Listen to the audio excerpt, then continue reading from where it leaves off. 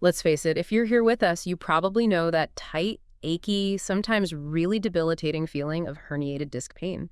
It can really throw a wrench in your day. Oh, definitely. Makes even simple things feel like a huge effort. It's incredibly common, too.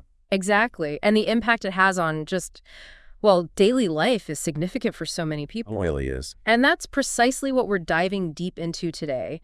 Our mission really is to unpack some gentle, safe, and genuinely effective exercises. Ones that can actually help. Yes, specifically chosen by a physical therapist to help ease that discomfort, maybe get some flexibility back into your spine and build a stronger core, all for a, faster, more lasting recovery. We're looking at practical stuff, accessible movements that can become real tools in your self-care routine. And our expert guide for this, our source, is Dr. Duane Kiyota. He's a physical therapist over at Valley Rehab Physical Therapy and Return to Work Center in Mount Vernon, Washington.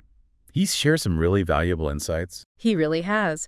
Now, before we jump into the movements themselves, there's a really important point Dr. Kiyota emphasizes. We absolutely need to underscore this. Yes, this is crucial advice. Can't stress it enough. He strongly recommends, and we echo this always talk to your own doctor or physical therapist before starting any new exercise program. Especially if you're dealing with significant pain. Right. Safety first. Always, we want to prioritize that. And that personalized advice is key, isn't it? What feels good for one person might not be right for someone else, particularly if the pain is acute. Couldn't agree more. Okay, so Dr. Kiyota has outlined 4 exercises for us. We're going to explore each one. First up is the cat-cow stretch. Ah, yes. This is often a fantastic starting point. Yeah. Really good for gently introducing movement and tackling that stiffness in the lower back. Okay, let's unpack this, the cat-cow. Dr. Kiyota says it's really effective at reducing that lower back stiffness and just generally improving how your spine moves. So how do we get into this one? All right. You begin on all fours, so hands and knees. Think about creating a stable sort of table with your body. Okay. Your hands should be pretty much directly beneath your shoulders and your knees right under your hips. Try to keep a comfortable, neutral spine to start. Got it. Good balanced starting position. Yeah. What's the first part of the actual movement? So the first movement is the cow pose. As you take a gentle breath in, you slowly start to arch your back. Mm-hmm. Your head and your tailbone will lift slightly, kind of towards the ceiling. It's a gentle flowing extension. And what's really interesting here is how this gentle arching and rounding can actually help pump fluid into the spinal discs. Oh, really? Yeah, and improve blood flow. That can really contribute to feeling less stiff. Ah, that makes a lot of sense. Yeah. So nice slow breath in, gentle curve in the back, and crucially, not pushing beyond what feels comfortable, right? Precisely. That's the golden rule here. Always respect your body's limits. Stay within a pain-free range. Then, as you breathe out, you transition into the cat pose. Think about rounding your spine up towards the ceiling, almost like a cat stretching. You'll gently tuck your chin down towards your chest. Okay, so the opposite move. Rounding the back, letting the head relax down. It sounds like the breath is really guiding the whole thing. Exactly. You want to sync your movement with your breath. So inhaling as you flow into cow, exhaling as you move into cat. Right. Dr. Kiyota suggests repeating this cycle about, say, 10 to 15 times. Yeah. Really focus on that smooth, gentle motion and the connection between your breath and your spine. It sounds like a really nice way to just sort of ease into movement and maybe release some tension. Okay, what exercise does Dr. Kiyota recommend next? Right, so following that gentle spinal mobility of the cat-cow, we move to the standing hip hinge. Okay, standing hip hinge. Yeah, this one shifts our focus a bit. It's about strengthening the core and the hips. Ah, important stuff. Absolutely vital, especially with a herniated disc, for supporting the lower back and protecting it. And this exercise helps you maintain proper spinal alignment while you're upright. Okay, so we're standing up for this one. What's our starting stance look like? You'll stand with your feet positioned about hip width apart. And Dr. Kiyota recommends a really helpful cue here. Oh, yeah. Place one hand gently on your chest and the other hand on your lower back. That hand on your back acts as a useful monitor throughout the movement. That's a great idea, a tactile cue. So what's the actual hinge movement we're aiming for? So the key here is to push your hips backward. Not just bending down, but pushing the hips back. Right. And you want to consciously try to keep a straight spine the whole time.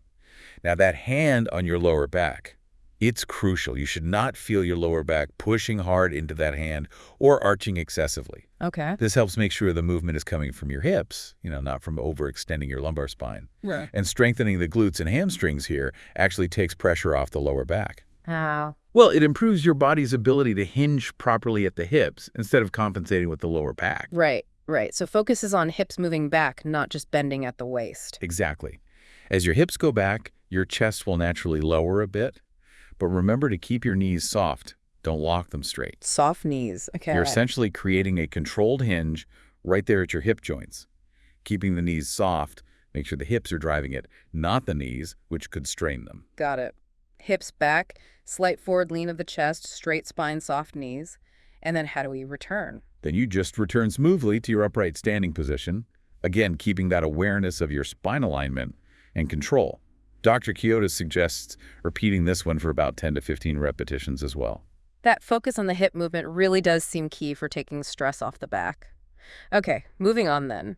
What's the third exercise Dr. Kiyota suggests? The third one is child's pose. This is a wonderfully gentle, almost restorative stretch. Ah, child's pose. Yeah. It specifically targets increasing flexibility in both the hips and the spine. It offers a really lovely moment of release and relaxation. A familiar one for many, I think, and I can definitely imagine it feels particularly good for a tight lower back. How do we ease into it, based on Dr. Kiyota's guidance? So you'll start by kneeling on the floor.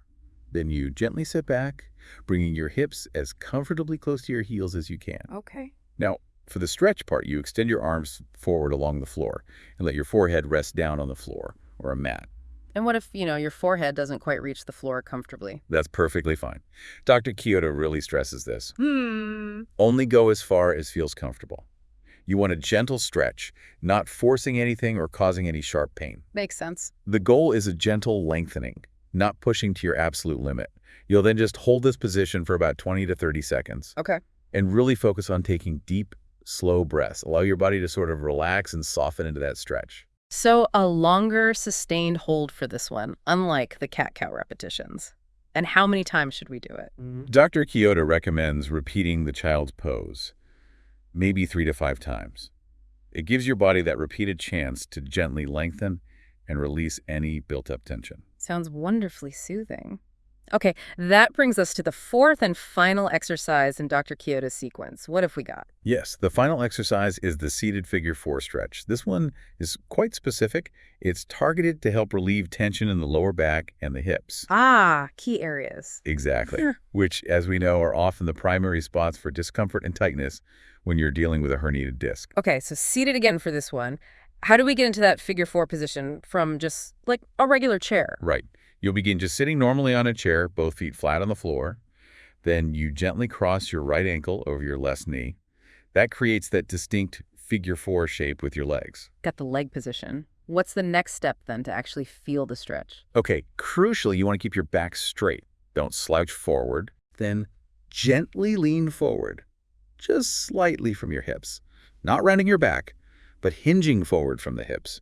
You should start to feel a stretch in your right hip, maybe the outer part.